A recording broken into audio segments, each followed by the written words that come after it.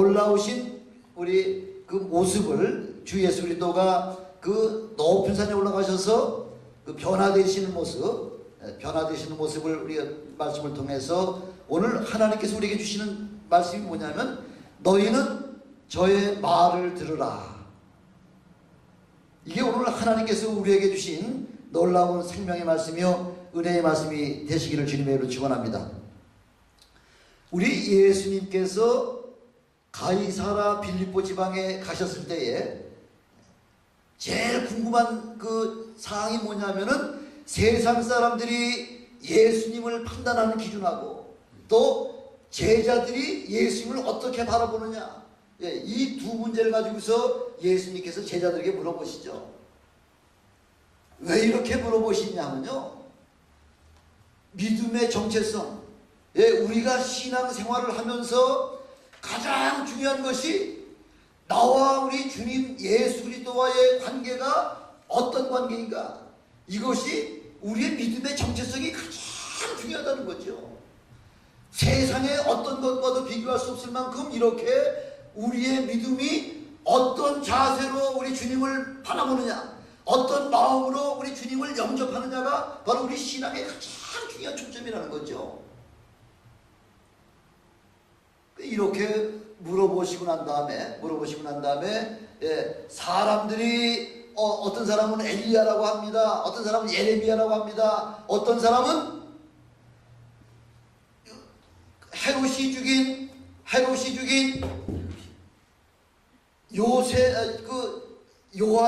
요한이 다시 살아났다고 합니다. 이렇게 얘기하기도 하고요. 이렇게 모든 사람들이 주님을 향한 그 주님을 판단하는 그 기준하고요. 또 주님께서 너희들은 나를 누구라고 하느냐 이렇게 물어보셨을 때에 베드로가 고백한 고백이 신앙 고백이 아주 유명한 고백이죠. 참 이거 뭐 나중에 보시죠. 베드로의 고백이 뭐예요? 주는 그리스도시요 살아계신 하나님의 아들이십니다. 이게 주님이 가장 듣기를 원하셨던 바로 예수 그리스도가 어떤 분이시고 우리가 예수 그리스도를 어떻게 믿어야 하는 그 바로 믿음의 정체성을 베드로가 정확하게 이렇게 표현했다는 거죠. 얼마나 우리 주님께서 감동하셨는지, 바요나 시모나 내가 그 입술로 고백한 것이 혈육으로 말미암아 고백한 것이 아니라 바로 하나님께로부터 말미암아 너에게 주셔서 네가 고백한 것이라고 이렇게 말씀하셨을 때에, 그러고서 난 다음에 우리 주님께서 마침내 이 땅에 오셔서 하셔야 될 그 사명을 비로소 제자들에게 말씀하고 계시지 않습니까? 뭡니까? 내가 예루살렘에 가면은 인자가 곧 많은 고난을 받고 장로들과 대제사장과 서기관들에게 버림받아 죽임을 당하고 사흘 만에 살해할 것을 비로소 말씀하셨다 이렇게 말씀하고 계시죠.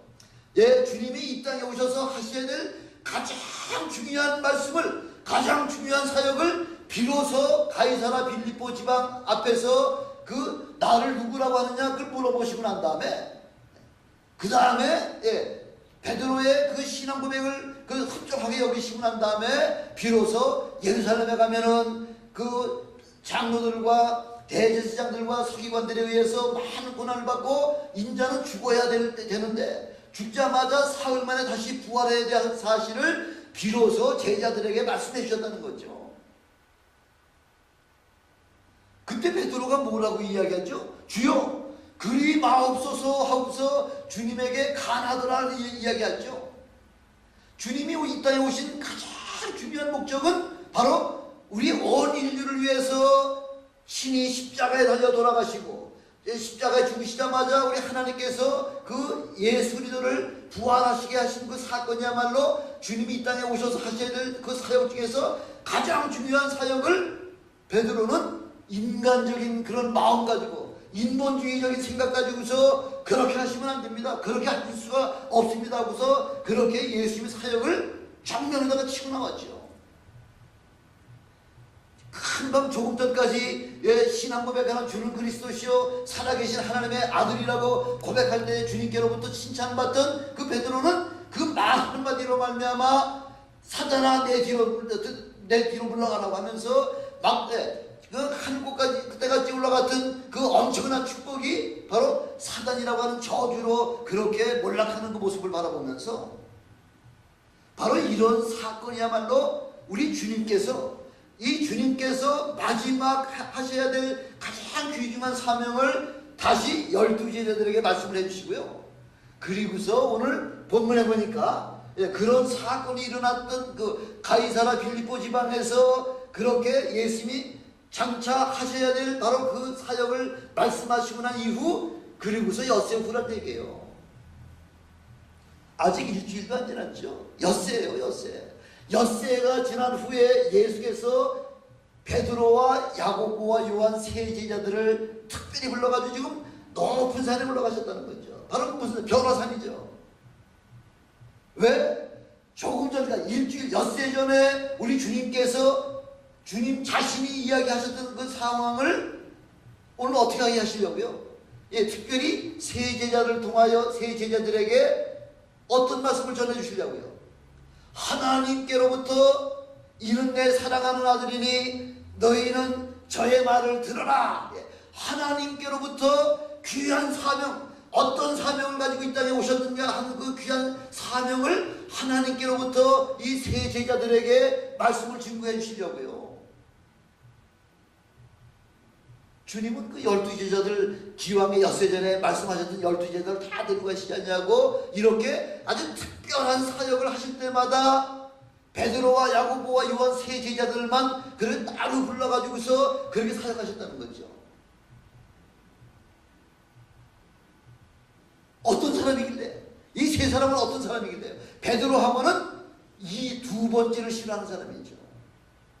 항상 주님이 무엇을 말씀하시기가 무섭게 그 말이 떨어지기가 무섭게 예 저요 하고서 그렇게 예, 주님의 말씀이라고 할 것 같으면 아주 전적으로다가 그렇게 나서서 하는 바로 그런 특성을 가지고 있지 않습니까? 내가 죽어야 되리라고 할 때도 예, 그렇게 주님 앞에 책망받을 줄 모르고서 그 잘하는 일이라고 생각해 가지고서 주여 그리마옵소서 하고서 제일 첫 번에 튀어나왔고요.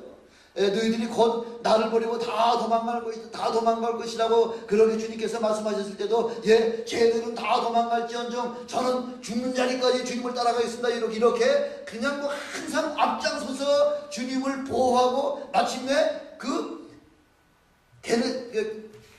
겟세마네 동산에서 그 예수님 붙잡으러 왔을 때에 그 대지상의 귀를 갖다가 칼을 뽑아가지고서 대지상 말고의 귀를 갖다가 자를 정도다 이렇게 아주 열정적인 사람이었다는 거죠. 베드로만 그런가요? 야고보와 요한은 세베대의 아들이잖아요. 성격이 어땠나요? 성격이 그냥 원만하고 사랑의 사도 해가지고 사랑스러운 사랑이 막 넘치는 그런 요한이었습니까? 아니요. 주님을 처음 만나 뵀을 때 요한과 야고보와 요한은요 성격이 뭐가 어떻다고요? 예, 아주 우레와 같았다니. 우레와. 어떻다니? 번개불에 콩고 먹듯이 아주 이렇게 성격이 아주 뭐 불같았다 그 얘기죠. 불같았다는 얘기죠. 이거 오죽하면 우리 주님께서 보완하게 하면서 우레의 아들이라는 별명까지 지어주셨을까요? 얼마나 성격이 강했어요. 얼마나 성격이 불같았으면요. 근데 가만히 보면은 우리 주님께서 12제자를 뽑아주신 것도 놀라운 특권인데 그 12제자들 가운데에 이렇게 예, 나서기 좋아하고 예, 말씀이 떨어지기 무섭게 주님의 일을 순종하고 그 다음에 아주 우레와 같이 번개불같이 그래서 예, 저자들이 나를 따르지 않냐기 때문에 저자를 멸망을 시킬까요? 그래서 요한은 그렇게 이야기했잖아요. 저들이 우리를 따르지 않냐기 때문에 그 귀신 쫓지 못하게 했나이다. 무슨 뭐 그렇게 아주 열화같이 불같이 우리가 최고라는 거죠. 예, 신앙에는요 이렇게 열정적이고 적극적이고 예 그냥 뜨거운 그런 신앙 가지고서 그렇게 열정적인 사람을 우리 주님께서도 그런 사람들을 불러서 주시는 것을 모습을 이 세 제자들을 통해서 우리에게 다시 한번 보여주고 계시는 거죠. 회당장 야이로의 12살 먹은 딸이 죽었을 때도 다른 사람은 들어오도록 허하지 아니하고 베드로와 야고보와 요한 세 사람만 같이 들어가서 실제 예수 그리스도께서 어떻게 죽은 자를 살리시고 병든 자를 치료하시며 하는 그 모든 상황들을 세 제자들에게만 실습을 시키신 거죠. 실습을.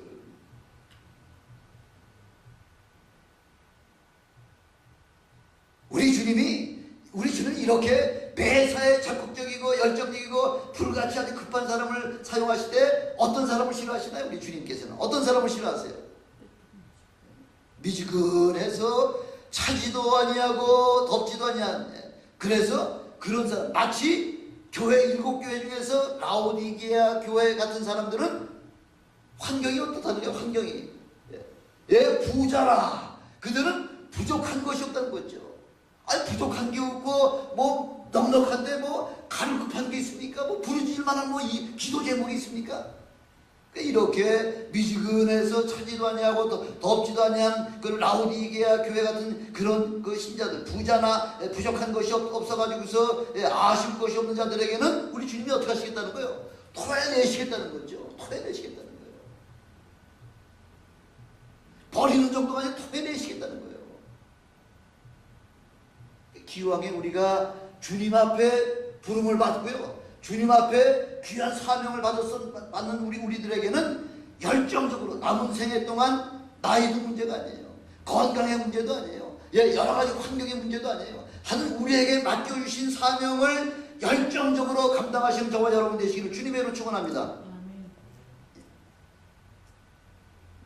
그래서 이렇게 우리 주님께서는 세 제자, 특별히 세 제자들을 갖다가 훈련시키면서 계속해서 가장 중요한 사역을 그렇게 보여주시고요. 오늘 이렇게 겟세마네 동산이 아니라 변화산상에까지도 주님께서 세 제자들을 불러가지고요.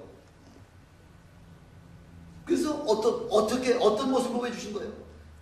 제자들은 지금 예수님을 따라다니지만은 예수님이 이 엿새 전에 베드로가 주는 그리스도시요 살아계신 하나님의 아들입니다 이렇게 고백을 했음에도 불구하고요, 그것이 제정신으로 다 한 건 아니라는 거죠. 그런 고백을 했음에도 불구하고, 아니 그런 고백 정도 하고 죽은 자를 살리신 그런 모습들을 봤으면은, 그러면 정신이 바짝 차리고서 주님이 이런 분은 하나님의 아들이시라는 것을 마음에 확신을 가져야 되는데, 그렇지 못하는 사실을 우리가 보잖아요. 제자들 보면요.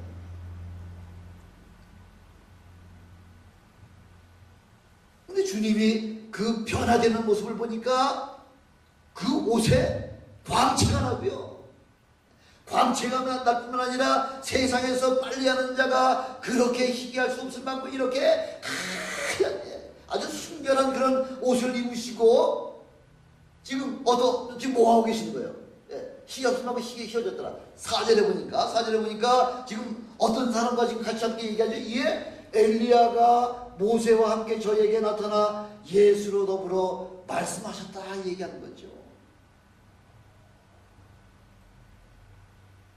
아니 모세가 어떤 사람이요, 엘리야가 어떤 사람입니까? 이스라엘 백성에서 모세와 엘리야는 예수님과 비교할 수 없을 만큼 가장 위대한 선지자요, 가장 위대한 지도자로다가 이렇게 지금 제자들까지도 그렇게 평가하고 있는 그런 아주 위대한 모세와 엘리야가 지금 예수님과 예수님의 아주 이렇게 변화된 모습으로다가 그 어마어마한 그 선지자들과 더불어 아주 이렇게 동일한 그런 관계로다가 서로 대화하시잖아요. 어떤 대화를 하셨나요? 어떤 대화를 하셨어요? 9절에 보니까 바로 엿새 전에 제자들에게 하셨던 말씀을 다시 한번 이야기하시잖아요. 저희가 산에서 내려올 때에 예수께서 경계하시되 인자가 죽은 자 가운데서 살아날 때까지는 본 것을 아무에게도 이야기하지 말아라. 어떤 걸 본 걸? 예수님께서 모세와 엘리야와 더불어 어떤 이야기 하신 것? 장차 죽으시고 십자가에 죽으시고 사흘 만에 부활하실 사건을 이 위대한 선지자 모세와 엘리야와 더불어 이야기한 그 모습을, 그 본 것을 세상에 아직까지 이야기하지 말아라. 그걸 우리에게 분부한 것인 거죠.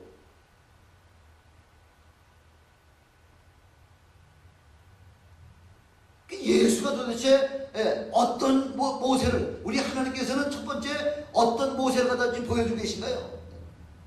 모세는 이스라엘 430년 동안 애굽에 종살이하던 그 민족을 갖다가 해방시킨 이스라엘의 가장 위대한 민족적인 지도자예요. 이스라엘을 430년 만에 해방시킨 지도자예요. 그것뿐입니까? 예, 애굽에서 출애굽한 지 며칠 만에? 50일 만에 시내산에 올라가서 이스라엘 나라를 세울 근간이죠. 근간. 예, 이스라엘 나라를 세우려면 뭐가 필요한가요? 예, 법이 필요하잖아요. 헌법이 필요하잖아요. 바로 이스라엘을 세울 그 십계명을 통하여 율법을 받아가지고 온 사람이죠.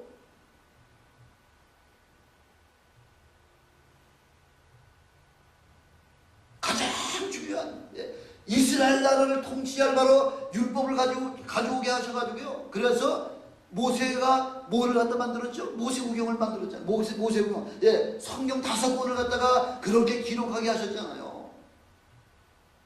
모세우경 속에는 전부 다 그 율법이 몇 개 조항이 들어가 있다 그러나. 무슨 모세우경 속에는 율법이 몇 개 조항이 들어가 있죠? 예? 613개 조항이죠. 그 613개 조항을 가지고 이스라엘을 통치하는 바로 그 법을 만든 것이 바로 모세오경을 통해서 613개 조항의 그 법을 만들어 놓고요.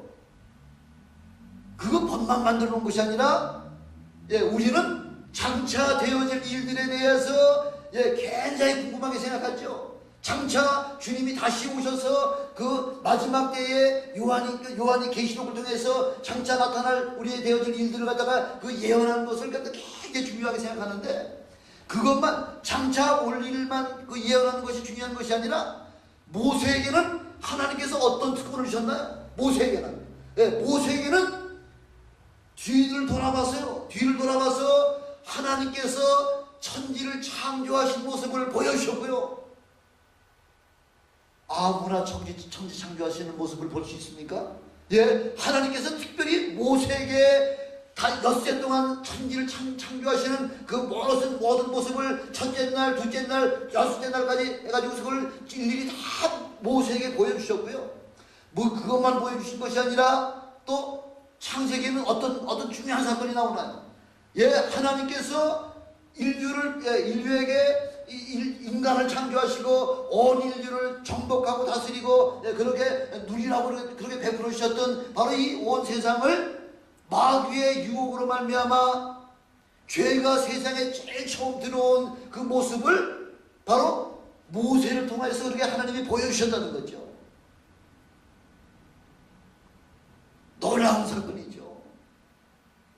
모세가 아니었으면은 죄인지를 깨달을 수가 없지 않습니까? 아니, 율법이 있으니까 죄가 죄인 줄 알지, 율법이 없이 어떻게 죄가 죄인 줄 어떻게 알겠느냐는 거죠.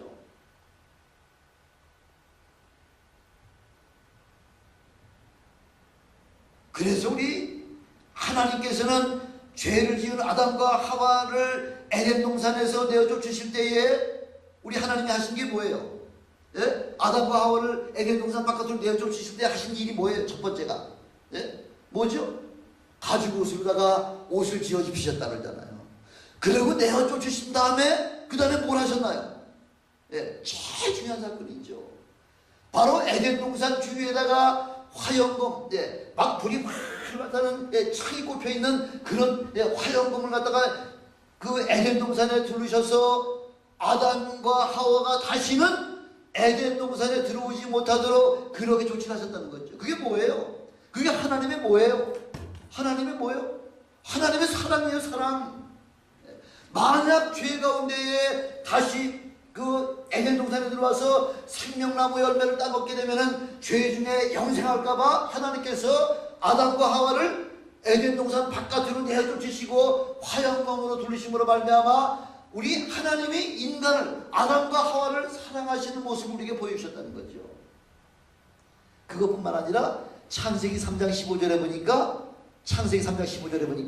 또 어떤 또 은혜를 우리에게 베풀어 주셨느냐면은 창세기 3장 15절에 보니까 하나님께서 여인의 후손을 이 땅에 내려보내셔서 그 여인의 후손은, 예, 그 마귀의 후손은 예수님의 손과 발과 손과 발을 상하게 할 것이고 높은 나무에 달아놓을 것이지만은 그 여인의 후손은 바로 마귀의 자손의 그 머리를 상하게 해서 더 이상 그 마귀의 권세를 갖다 없애버리겠다고 하는 놀라운 그 복음의 말씀을 모세를 통해서 비로소 말씀해 주셨다는 거. 창세기를 통해서 이미 모세 오경을 통해서 그렇게 자세하게 하나님의 엄청난 구원의 역사와 엄청난 사랑의 역사를 이미 모세를 통해 다 말씀해 주셨다는 거죠. 그 모세는 장차 되어질 미래를 관한 예언이 아니라 이 과거를 통해서 과거를 보여주심으로 말미암아 장차 오실 메시아를 갖다 예언한 가장 위대한 선지자가 바로 모세라는 거죠.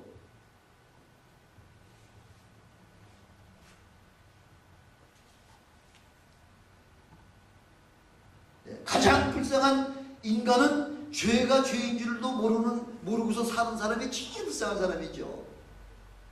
그래서 사람 죽이는 것을 마치 파리 목숨 죽이듯이 그렇게 하고서도 요즘 뭐 TV 화면 보잖아요. 그렇게 많은 사람을 죽이고서도 뭐 부끄러움이 없잖아요. 부끄러움이. 미안한 감이 없잖아요. 그 윤일병 사건도 그렇게 학대하고 그렇게 막 엄청난 그런 모진 그 매를 때리고서 밥을 굶기고 이러면서도 그 십자가 그런 걸 죽여놓고서도 윤일병을 죽이고서도 아주 뭐 떳떳한 것 같이 그냥 그렇게 그 법정으로 들어가는 모습을 그 TV를 통해서 우리에게 보여주고 있지 않습니까? 죄가 죄인 줄 모르고 사는 사람마다 더 불쌍한 사람이 없다는 거죠. 우리는 얼마나 감사합니까? 이런 율법을 우리에게 정해주셔가지고 이런 죄를 저지르면 이렇게 멸망할 것이고, 그래서 뭐 율법 로마서 보면은 로마서 1장에 자세하게 나와 있잖아요. 남을 시기하는 것, 수군수군하는 것, 미워하는 것, 질투하는 것, 혈기내는 것, 이 모든 것들이 로마서 1장 26절에 보니까 그 죄는 뭐에 해당된다래요? 사형에 해당된다 이렇게 말씀하고 있잖아요. 그러고 보니까 이 율법으로다가는 도저히 우리가 구원을 받을래야 구원받을 수 없다고 하는 사실을 율법을 배운 사람들, 율법을 아는 사람들은 그것이 깨달아지는 거죠. 그것이 깨달아질 때에 참 믿음이 되는 거죠.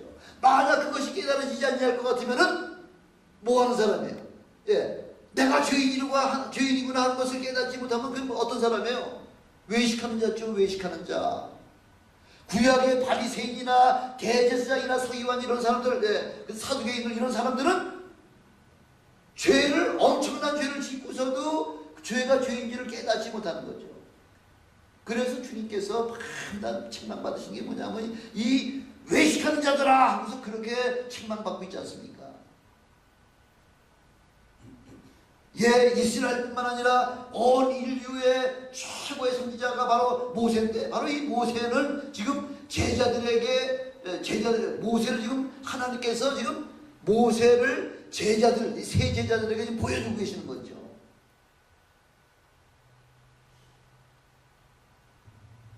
뭐 때문에 보여주실까요? 왜 우리 주님께서 하나님께서 이 모세를 새 제자들 앞에 왜 보여주실까요? 그렇게 위대한, 그렇게 온 이스라엘과 온 세계에 하나님의 그 엄청난 생명의 그 율법의 말씀을 선포해 주신 그 모세를 왜 보여주셨냐면요, 모세의 율법 가지고서는 뭐가 안 된다는 얘기예요. 구원이 안 된다고 하는 사실을 그걸 우리 지금 새 제자들에게 보여주시려고 지금 모세와 그다음 두 번째 엘리야를 지금 보여주고 계시지 않습니까? 이스라엘에 많은 선지자들 있잖아요.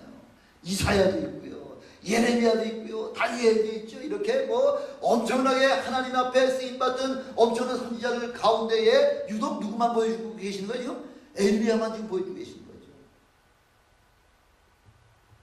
엘리야가 어떤 사람이죠? 엘리야가 어떤 사람인지 잠시 한번 참고해보죠. 엘리야 하면 열왕기 상에 보니까 바알 선지자 450이 나고요, 아세라 선지자 400인, 850의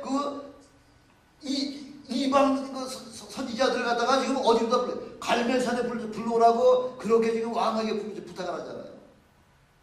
이스라엘에 있는 바알 선지자, 아세라 선지자 850명을 다 지금 갈멜산에 불러 모아가지고서 지금 엘리야가 지금 그 850대 이루다 지금 대적을 하는 거죠. 한순간에 그 850명을 다 진멸을 시키지 않습니까? 어떤 엘리야예요? 어떤 선지자예요? 예? 능력의 선지자예요. 능력의 선지자. 850대 1로 대적을 해서 그 바알 선지자, 아세라 선지자 850명을 다 진멸한 능력의 선지자예요. 그것뿐입니까? 엘리야가 또 어떤 능력이 있나요? 엘리야는 어떤 능력의 사람이에요? 기도하는 사람이에요. 기도하는 사람. 예? 엘리야가 기도를 하면은 3년 반 동안 우로가 내리지 않냐 해가지고서 완전히 황폐가 되는 우로를 내려서 3년 반 동안 비를 내리게 하지 않냐다가도 엘리야가 머리를 어디다가 넣었다래요.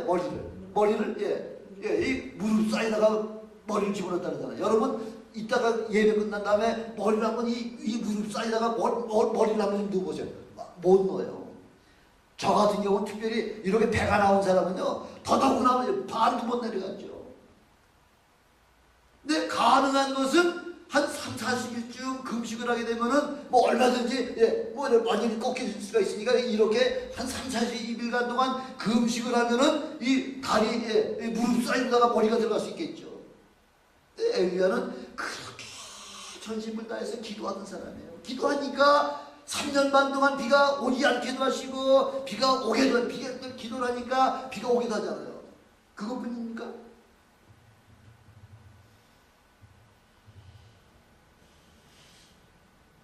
다른 사람은 다른 선지자들은 많은 선지자가 톱으로다가 목도 잘리고 그 위에서 돌로다가 때려 죽이기도 하고 지붕에서 떨어뜨려가지고 죽이기도 하고 이렇게 수많은 선지자가 죽었지만은 엘리야는 어떤 사람이에요? 승천이잖아요. 승천. 창세기 5장에 나온 에녹과 더불어 구약 전체에서 승천한 사람은 딱 두 사람이잖아요. 에녹과 엘리야. 이렇게 엘리야는 모든 이스라엘 사람들 가운데 가장 존경받는 그런 위대한 선지자예요. 이렇게 엄청난 능력과 기도의 사람이요, 이렇게 하나님의 앞에 하나님과 동행하다가 하나님께서 불러가신 그 승천한 바로 그런 사람이라고 하더라도, 그런 선지자라고 하더라도 엘리야가 어떻죠? 엘리야가 그렇게 850명은 선지자를 죽이고 난 다음에 그 다음에 이세벨이 죽이려고 하니까 그냥 죽어라 하고 도망가잖아요. 죽어라 하고 도망가가지고서 하나님 앞에 원망하잖아요. 하나님, 차라리 나를 죽여주십시오. 나를 죽여주세요. 왜 이 고생을 시킵니까? 이렇게 하나님 앞에 원망하잖아요. 선지자들은 다 죽고 지금 나만 남았습니다. 나만. 왜 이러십니까? 하고서 지금 앞에 원망할 때에 하나님 뭐라고 말씀하세요? 엘리야야, 아직까지 바알에게 무릎 꿇지 아니한 7,000명의 선지자가 있어. 7,000명의 선지자. 이 하나님 휘하에는 나밖에 없습니다. 내가 여지금 이렇게 하나님을 열심히 하고 나밖에 없는데 날 이렇게도 죽이려고요. 이세벨을 통해 날 죽이려고 하십니까? 하고서 하나님 앞에 원망하는 거예요. 삿대질하는 거예요. 뭡니까 하나님? 할 때에 너 아니래도 너 죽어도 뭐가 있다는 거예요? 아직 바알에게 무릎 꿇지 아니하는 7,000명을 우리 하나님은 가지고 계시다는 거죠. 너 아니래도 다른 사람으로도 얼마든지 일을 할 수 있다는 거죠. 그 엘리야가 얼마나 위대한 사람이냐면 말라기서 성경 구약성경 제일 마지막 말라기서 4장 5절 6절에 보니까 보라, 여호와의 크고 두려운 날이 이르기 전에 내가 선지 엘리야를 너희에게 보내리니 그가 아비의 마음을 자녀에게 돌이키게 하고 자녀들의 마음을 그들의 아비에게 돌이키게 하리라. 돌이키지 아니하면 두렵건대 내가 와서 저주로 그 땅을 칠까 하노라 하시니.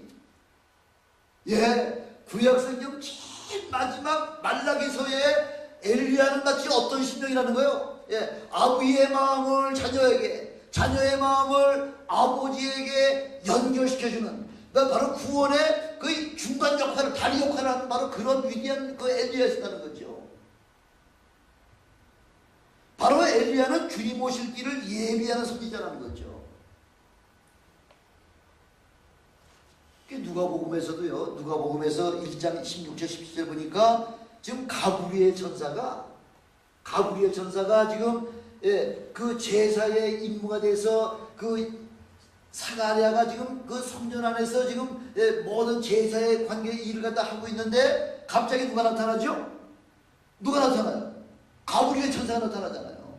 가브리엘 천사가 나타나서 뭐라고 이야기하느냐면은 저가 또 엘리야의 심령과 능력으로 주 앞에 앞서가서 아비의 마음을 자식에게 거스르는 자를 의인의 슬기에 돌아오게 하고 주를 위하여 세운 백성을 예비하리라 이렇게 말씀하고 있죠. 바로 세례 요한이야말로 어떤 역할을 한다고 어떤 역할을 보내주셨다고요? 엘리야의 심령을 가지고서 주님 앞에 예수님의 오실 길을 갖다 예비하기 위하여 세례 요한을 보내주셨는데 바로 그 세례 요한이 엘리야의 심령을 가지고서 이렇게 왔다는 거죠. 이렇게 엘리야는 이스라엘 백성에게는 최고의 선지자예요. 모세와 엘리야는 둘째가 하라면 서운할 정도로다가 서러워할 정도로다 이렇게 하나님 앞에 위대하게 쓰임받는 하나님의 제사장이요 하나님의 선지자들이라는 거죠. 이와 같이 지금 하나님께서 모세와 엘리야를 지금 주님과 함께 이렇게 보여주셨다는 사실은요, 모세는 인간들이 자기를 창조한 하나님을 배반하여 떠나가는 것을 율법을 통해서 보여주셨지만요, 엘리야는 타락한 인간이 다시 하나님께로 돌아올 수 있도록 하는 선지자로 보내심을 받은 그런 사람이잖아요. 한 사람은 율법을 통해서 하나님 앞에 범죄하고 떠나가는 모습을 보여줬고요. 엘리야 선지자는 죄로 말미암아 떠나간 사람을 다시 하나님 앞으로 아비의 심령으로다가 그렇게 인도하는, 바로 이렇게 이 율법을 통하여 죄를 거스르고 다시 죄를 갖다가 회복시키는 그 일로 쓰임받는 모세와 엘리야, 이렇게 위대한 사람임을 지금 누구한테 지금 보여주고 계신 거예요. 예수와 더불어 지금 서로 대화하시는 모습을 제자들에게 보여주고 계신 거죠.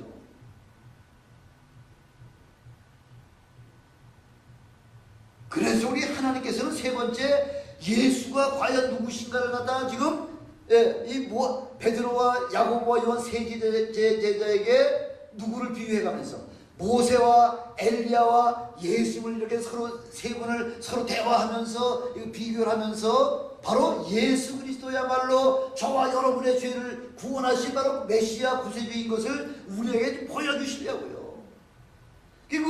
그 예수님이 와 그냥 광채가 나고 하얀 옷을 입고서 그 모세와 엘리야가 대화하는 그 모습을 바라보면서 지금 누가 깜짝 놀란 거예요?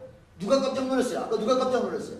3절에 보면 4절에 한번 보면요, 누가 깜짝 놀랐냐면은 지금 베드로가 5절에 한번 보세요. 5절에 보니까 베드로가 지금 뭐라고 지금 예수님에게 지금 이야기하느냐면요, 와, 예수님은 우리가 생각하는 것보다 훨씬 위대하신 분이구나. 모세와 엘리야와 아주 대등한 입장에서 이렇게 대화하시는 분이구나. 벌써 1000년 전, 1500년 전 그 선지자들과 아주 담대하게 서가지고서 담대하게 대화하시는 그런 우리 예수님이 엄청난 분이시구나 이 생각하니까 베드로가 생각하는 게 첫 번째, 베드로가 딱 생각하는 게 뭐냐면 뭐라 그래? 베드로가 예수께 구하되 라비여, 우리가 여기다가 뭐 하자는 거예요? 뭐 하자고? 초막셋을 짓자는 거죠. 초막이 뭐예요? 초막이 이스라엘의 초막절이 뭐예요? 이스라엘 3대 절기 중에서 유월절, 오순절, 그 다음에 초막절이 초막절이잖아요.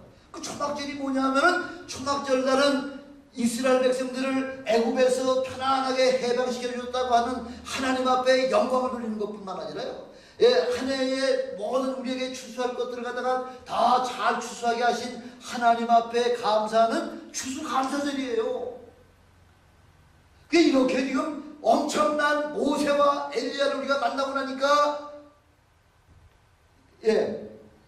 엘리야와 모세를 만나고 예수까지 세 분을 만나고 나니까 지금 어디 생각이 없는 거예요? 어디 생각이 없는 거예요? 저 지금 땅에 내려가, 저 밑에 땅에, 마을에, 도시에 내려갈 마음이 요만큼 드서지는 거죠. 가끔가다 우리 장로님들 그거 많이 보셨죠? 왜? 천국과 지옥, 천국 가고 저 지옥 체험한 분들이 뭐 간증도 하고 책도 쓰고 그러잖아요. 아니 뭐 그런 분이 아니라고 하더라도, 성경에 보니까 천국 갔다 오신 분 있잖아요. 천국 갔다 오신 분 누구예요? 바울이잖아요. 바울. 사도 바울이 고린도 후서에 보니까 내가 3층천, 하늘이 3개가 있는데 3층천에는 하나님이 계신 3층천이잖아요. 거길 가봤더니 본 그 장면이 얼마나 어마어마한지 감히 말로다가 표현할 수 없더라. 이거 지금 사도 바울이 고백하고 있잖아요. 고린도 후서에서 12장에.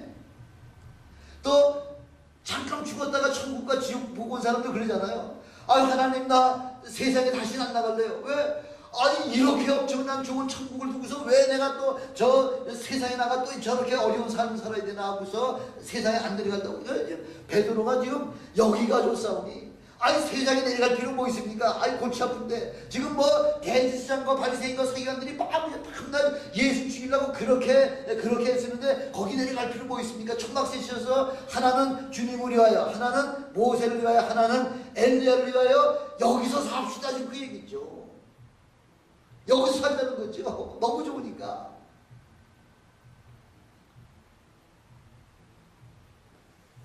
우리 예수님도 사역하실 때에 막 예수님께서 엄청난 사역을 하시니까 따라오는 사람들이요. 선생님 어디 계시는지 어디 계시오니까 나 예수님 따라가겠습니다. 그러니까 예수님이 뭐라고 말씀하신 누가복음 9장 58절에 보니까 여우도 굴이 있고 공중의 새도 거처할 곳이 있지만은 인자는 뭐예요?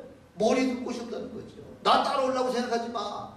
나 따라와 봤자 어디 머물 만한 데가 없어. 뭐 마음도 편안하게 여우도 굴이 있고 공중에 새도 거처할 곳이 있지만 인자는 머리 둘 곳이 없다고 말씀하고 계시잖아요. 우리 주님은 이 땅에 소망 때문에 오신 거 아니잖아요. 이 땅하고 하늘하고 어떻게 비교가 됩니까? 이 땅하고. 지난주에 어떤 분이 또 그 1시간 동안 천국과 지옥을 보고 오신 그분이 벌써 그 보고 온 지는 1970년대에 봤는데 지금 이제 내가 너에게 지시하기 전에는 절대 이거를 세상에 가서 이야기하지 말라고 해가지고서 계속 그걸 간직하고 있다가 최근에 이제 그걸 이제는 발표하라 해가지고서 최근에 그 발표한 책을 어떤 분이 이제 하나 사주셔가지고서 저를 사준 게 아니라 에스더 3을 읽으라고 사준 건데 제가 이제 우선 반을 읽었는데 그거 보니까 뭐 지옥하고 지옥이요. 뭐 지옥은 뭐 얘기 안 해도 아시겠죠. 얼마나 고통스러운지. 하루 이틀에 끝날 사항이 아니고 그 고통 가운데 있다가 거기서 자기는 영원히 거기서 머물 줄 알았는데 다시 이제 하나님께서 천국을 이제 잠깐 보여주셔서 천국 좀 보다가 말았는데 얼마나 아름답고 얼마나 놀라운지 세상에 내려가고 싶습니다 하고 그분도 그렇게 얘기하더라고요.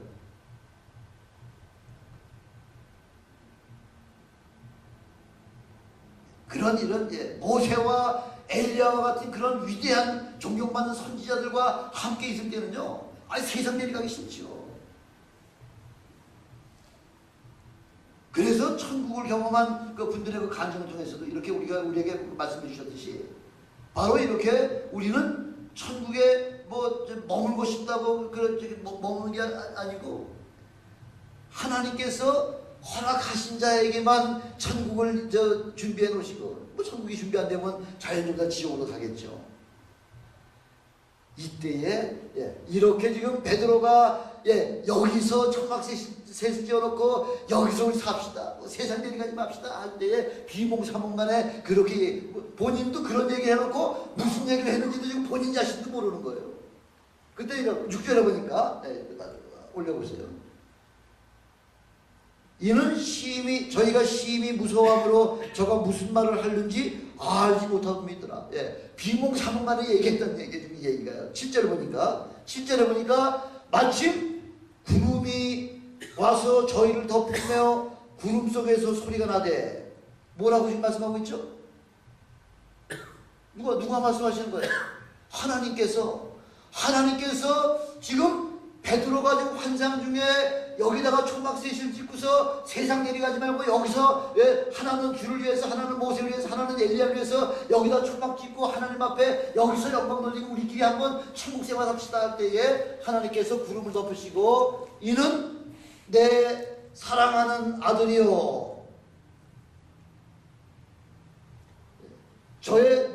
이는 내 사랑하는 아들이니 너희는 저의 말을 들어라 하는지라. 그렇게 너희들이 생각하는 그런 위대한 모세나 그렇게 위대한 선지자 그 엘리야와 같이 더불어 사는 것, 그것이 그 율법에 의해서 율법에 순종하려 살아봤자 결국은 멸망밖에 없다는 거죠.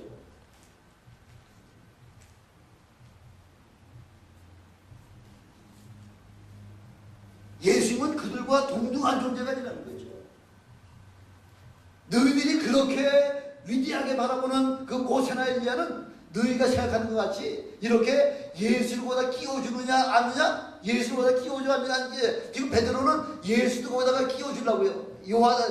모세와 엘리야가 있는 대화인데 예수도 그 거룩한 분들 가운데 한 분 끼워주려고 하는 이런 생각으로다가 지금 베드로가 초막셋을 짓자고 했는데 너희들이 생각하는 그런 차원이 아니라는 거죠. 이는 내 사랑하는 아들이니 너희는 저의 말을 들어라. 예수의 말을 들으라는 거죠. 아무리 모세의 율법도 참으로 엄청나게 중요하고 선지자들의 교훈과 권능도 사람들에게 절대적이었던 그런 사람이라고 하더라도 더 이상 율법과 그런 교훈은 예수님 앞에서는 아무런 무용지물이나 소용없다는 거예요.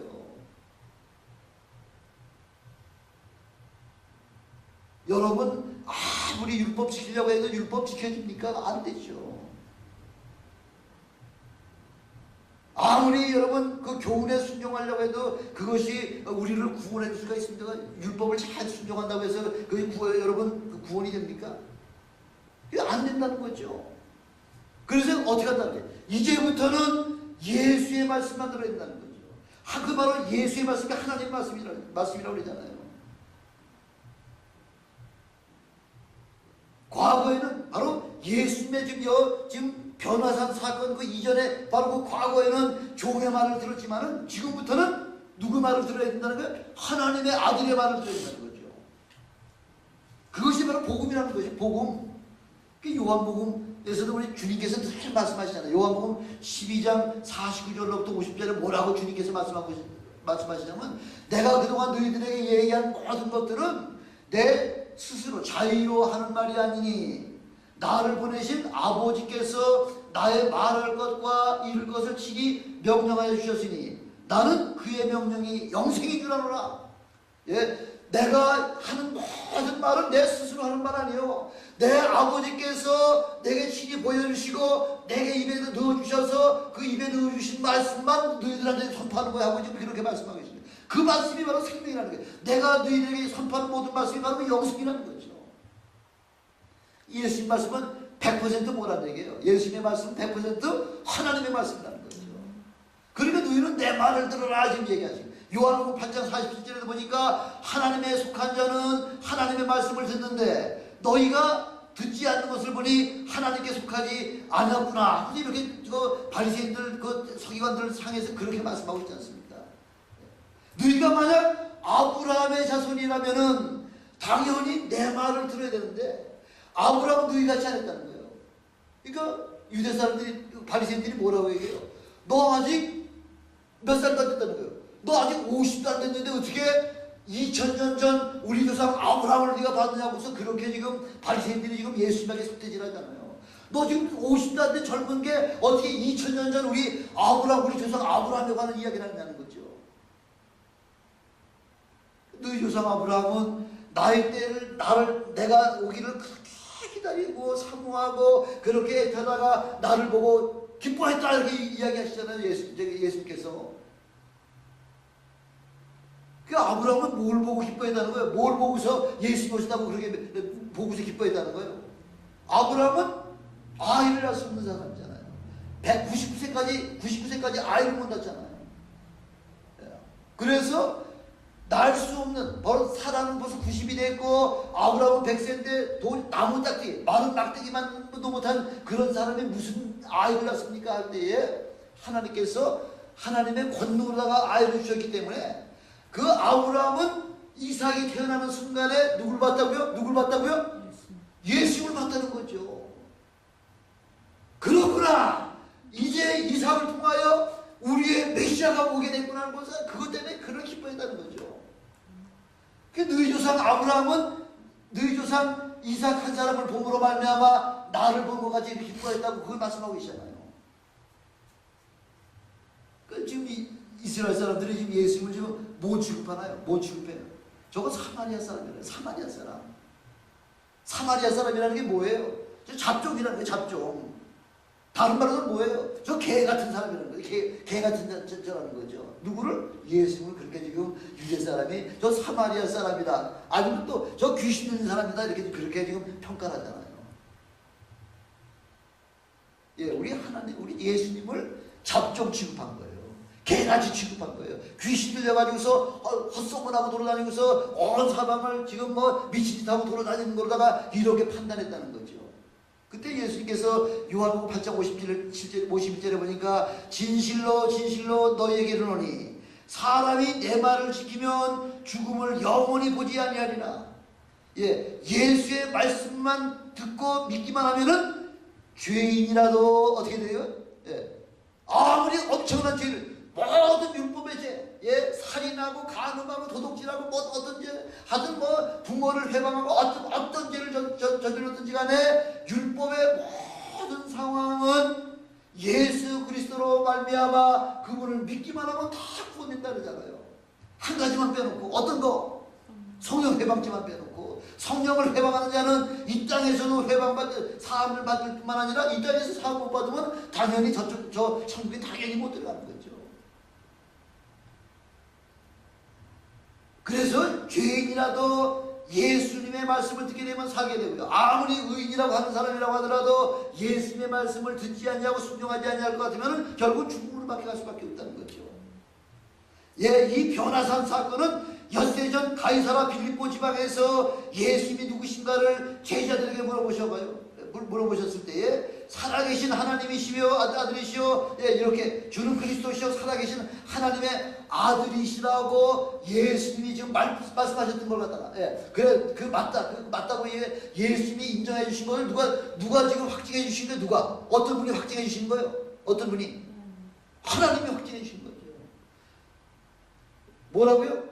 이는 내 사랑하는 아들이니 너희는 저의 말을 들어라. 저의 모든 말은 바로 누구의 말이라고요? 하나님 나의 말이라는 거죠. 그래서 예수의 말씀은 다 복음이라는 거예요. 율법을 가지고 복음이, 똑같은 하나님의 말씀이지만 율법을 가지고 복음이라 그러지 않잖아요. 율법은 하나님의 말씀이지만 결국은 사망의 법이요, 멸망의 법이요, 정죄의 법이라고 그렇게 말씀하거든요. 예수 그리스도의 말씀만이 바로 너희에게 생명을 주는 생명의 말씀이요 복음의 말씀이라고 이렇게 말씀하고 있죠.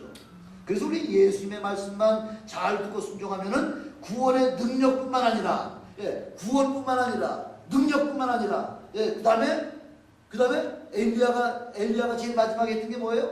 승천. 예, 승천은 우리 몫이라는 거죠. 예수님 말씀만 잘 들을 것 같으면은 이 땅에 사는 동안에 벌써 구원의 확신을 받을 뿐만 아니라 이 땅에 사시는 동안에 제가 늘 여러분에게 부탁하잖아요. 예, 믿는 자들에게 따르는 표적을 한번 마음껏 한번 사용해 보세요. 아니, 거저 주신 것도 사용 못하면 그거같이 어리석은 사람이 어디 있어요? 마음껏 사용하셔가지고요, 예, 내게 주신 그 예수 그리스도 이름만 사용하시면은 엄청난 살리시고 죽이시는 거는 그건 하나님 소관이에요. 낫고 안 낫게 하는 것은 그것도 하나님 소관이에요. 우리는 말씀하신 대로 순종해가지고서 그냥 그렇게 해보라는 거예요. 해보고서 나무는 이 아주 백이죠, 백. 안 나면 뭐 안 한 것이랑 똑같은 거죠.